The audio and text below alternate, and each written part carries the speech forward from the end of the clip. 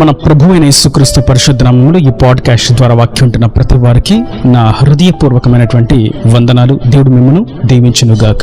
సామెతల గ్రంథం 16వ అధ్యాయము 7వ వచనం. ఒకని ప్రవర్తన యెహోవాకు ప్రీతికరమగునప్పుడు ఆయన వాని శత్రువులను సహా వానికి మిత్రులుగా చేయును. చదివినటువంటి వాక్య భాగంలో శత్రువులు మిత్రులుగా మార్చబడ్డానికి ఒక చక్కటి సలహాను ప్రభు ఇస్తున్నారు. అదేదనగా మన ప్రవర్తన ఆయన దృష్టికి ప్రీతికరంగా ఉండాలి, ఆయనకు ఇష్టమైనదిగా ఉండాలి, ఆయన దృష్టి ఉంచగలిగినదిగా ఉండాలి, ఆయన మెచ్చుకునగలిగినదిగా ఉండాలి అని ప్రభు సెలవిస్తున్నారు. మన ప్రవర్తన ఆయనకు ప్రీతికరంగా ఉన్నప్పుడు మన శత్రువులు ఎవరైతే ఉన్నారో వారిని ఆయన మిత్రులుగా మారుస్తాను అని వాగ్దానం కూడా చేస్తున్నారు. మనం శత్రువులు మిత్రులుగా మార్చబడినటువంటి అనుభవాలను చరిత్రలో చూసినప్పుడు అనేకమైనవి మనకు తటస్థిస్తూ ఉంటాయి. అయితే మనందరికి సుపరిచితమైనటువంటి ఒక విషయాన్ని మీకు గుర్తు చేస్తాను. అదేదనగా యోసేపు అన్నల చేత అమ్మబడి ఐగుప్తులో దాసుడుగాను బానిసగాను అమ్మవేయబడ్డాడు. అక్కడ పనిచేస్తుండగా దేవుడు యోసేపుకు తోడై ఉన్నందున, యోసేపు దేవుడికి ఇష్టడుగా ఉన్నందున, యోసేపు ప్రవర్తన దేవుడు మెచ్చుకున్నందున ప్రతి చోట కూడా యోసేపు మీద అధిపతులకు దయ పుట్టినట్లుగా దేవుడు చేశాడు. వారు సాన్నిహిత్యం కలిగి యోసేపు పట్ల వ్యవహరించినట్లుగా దేవుడు చేశాడు. అది ఐగుప్తులో శత్రుల మధ్యలో ఉన్న యోసేపు అనుభవం. దేవుడు ఎందుకు యోసేపు జీవితంలో అట్టి కార్యాన్ని చేశాడు అంటే యోసేపు ప్రవర్తన దేవుని దృష్టికి ఎంతో ప్రీతికరంగా ఉన్నందున తన వ్యక్తిగత జీవితాన్ని, తన ప్రవర్తనను, తన ఆత్మీయ స్థితిని ఎప్పటికప్పుడు పరిశీలించుకుంటూ జాగ్రత్త కలిగి ఏమాత్రం కూడా దేవుని నుంచి దూరము కాకుండా తనను తాను పరీక్షించుకుంటూ సరిచేసుకుంటూ పవిత్రత కొరకు, పరిశుద్ధత కొరకు సాగిపోతూ ఉన్నాడు. మరియు అంత మట్టుకే యోసేపుకి మిత్రులుగా మార్చబడ్డారంటే కానే కాదు. దేశం యొక్క రాజు ఫరో సైతం యోసేపు మిత్రుడిగా మాత్రమే కాదు గాని ఒక బంధువుగా మార్చబడిపోయాడు. కారణం ఫరో తన కుమార్తెని ఇచ్చి యోసేపుకు వివాహము చేసినందున. యోసేపు తన శత్రులందరి మధ్య ఎదుగుతూ ఉన్నాడు, వర్ధిల్లుతూ ఉన్నాడు, దీవెన నుండి దేవుని దృష్టిలో ఆత్మీయంగా కూడా హెచ్చింపబడుతూ ఉన్నాడు. కారణం అతని ప్రవర్తన దేవుని దృష్టికి ప్రీతికరంగా ఉన్నందున. మరియు మనం దినవృత్తాంతముల గ్రంథం 14వ అధ్యాయంలో చూస్తాం 6వ వచనం. ఆ సంవత్సరములలో అతనికి యుద్ధములు లేకపోవటం చేత దేశంలో నెమ్మది కలిగి ఉండెను. యెహోవా అతనికి విశ్రాంతి దయచేసి ఉండగా అతడు యూదా దేశమున ప్రాకారములు గల పట్టణములను కట్టించెను. యూదా రాజు అయినటువంటి ఆసాను గురించి మనం ఈ అధ్యాయంలో చూస్తున్నాం.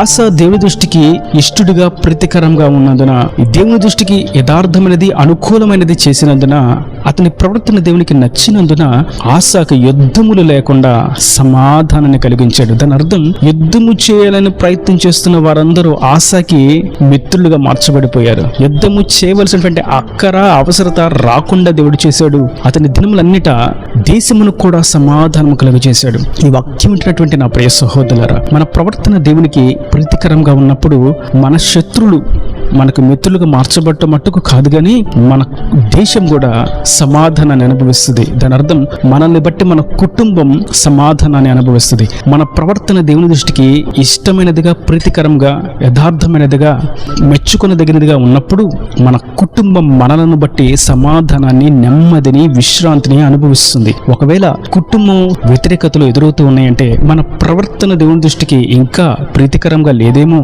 దాన్ని మనం స్వీయ పరీక్ష చేసుకునవలసిన వారమై ఉన్నాం. నేడు మనం చూస్తూ ఉంటే ప్రవర్తన విషయమై అజాగ్రత్తగా ఉండేవారు మనకు అనేకులు తటస్థిస్తూ ఉంటారు. కానీ వాక్యం సెలవిస్తుంది, ప్రవర్తన దేవుని దృష్టికి ప్రీతికరంగా ఉంటేనే నేను శత్రువులను సహా మిత్రులనుగా చేస్తాను, మరియు మిమ్మును బట్టి మీ కుటుంబానికి నెమ్మదిని, విశ్రాంతిని, సమాధానాన్ని కలుగు చేస్తానని ప్రభు సెలవిస్తున్నారు. మరి ఇంతకీ మన ప్రవర్తన ఆయన దృష్టికి ప్రీతికరంగా ఉండట అనగా మన మనస్సు మారి నూతన మొగుట, మన ఈ శరీర కార్యములను విడిచిపెట్టుట, మన చూపులను, తలంపులను, హృదయం యొక్క ఆలోచనలను, వస్త్రధారణను, ప్రతి విషయంలో దేవునికి ఇష్టమైనది ఏది అని ఎంచుకుంటూ మనం ముందుకు సాగిపోటే మన ప్రవర్తనను గూర్చి జాగ్రత్త పడుట. వాక్యం సెలవిస్తుంది.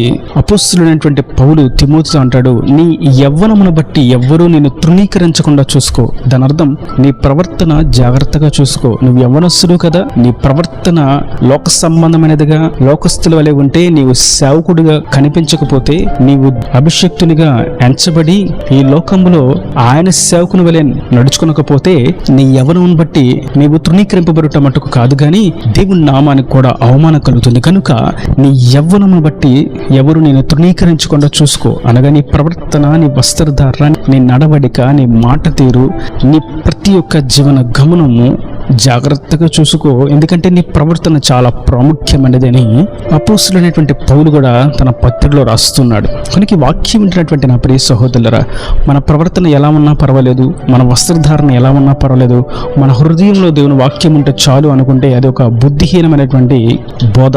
వాక్యం సెలవిస్తుంది, నీ అంతరంగమున శుద్ధి చేయబడితే నీ బాహ్యములో ఆ ప్రకాశం బయటకు వస్తుంది. అనేకులు ఆ ప్రకాశమును చూస్తారు. ఒకవేళ అంతరంగం మారకపోతే బయటకు ప్రకాశం ఏ విధంగా వస్తుంది? ఒకవేళ అంతరంగం మారింది అనుకుంటే బయటకు ప్రకాశం రావాలి. ఒకవేళ ప్రకాశం రాకపోతే, వెలుగు బయటకు కనిపించకపోతే, ఆ ప్రవర్తన, జీవన విధానము మారకపోతే, క్రియలు మారకపోతే అంతరంగం ఇంకా మారలేదు అన్న సంగతి కూడా వాస్తవం. కనుక మన హృదయం మారితే మన బాహ్య జీవితం కూడా మారుద్ది. మన మనస్సు మారితే మన యొక్క మనుగడ మారుతుంది. మన యొక్క ఆలోచన విధానం మారితే మన యొక్క అడుగు జాడలు మారతాయి. మనం ఆత్మీయంగా ముందుకు సాగుదామని హృదయంలో తీర్మానం చేసుకుంటే ఆత్మ సంబంధమైనటువంటి మార్గం మన కొరకు తెరవబడి ఉంటుంది. అది ఎంత వ్యతిరేకమైనటువంటి పరిస్థితి అయినా, ఎంత ప్రతికూలమైనటువంటి పరిస్థితి అయినా ఆయన మన కొరకు మార్గాన్ని సరళం చేసి దిక్కును చూపించి గమ్యమునకు చేరుస్తాడు. ప్రవర్తన మాత్రం ఆయన దృష్టికి ఇంపుగా ఉన్నట్లయితే. ఇంకా మనం చూస్తాం సమూయేలు 2వ గ్రంథం 22వ అధ్యాయము 20వ వచనం, నేను ఆయనకు ఇష్టుడను గనుక ఆయన నన్ను తప్పించెను. ఇక్కడ మనం చూస్తాం, ఆయనకు ఇష్టడిగా, ఆయనకు ప్రీతికరంగా మనం జీవించినట్లయితే మనలను శత్రువుల చేతుల నుండి తప్పిస్తాడు అని. శత్రువులు మనకి ఎంత హాని చేయాలని తలంచినా, ఎన్ని పన్నాగములు పనినా, ఎంత కీడు చేసి పేరును తుడిచిపెట్టాలని ప్రయత్నం చేసినా దేవుడు మాత్రం మనలను తప్పిస్తాడు. ఎప్పుడు అంటే మన ప్రవర్తన ఆయన దృష్టికి ప్రీతికరంగా ఉన్నప్పుడు, మనం ఆయన దృష్టికి ఇష్టలుగా జీవించినప్పుడు మాత్రమే.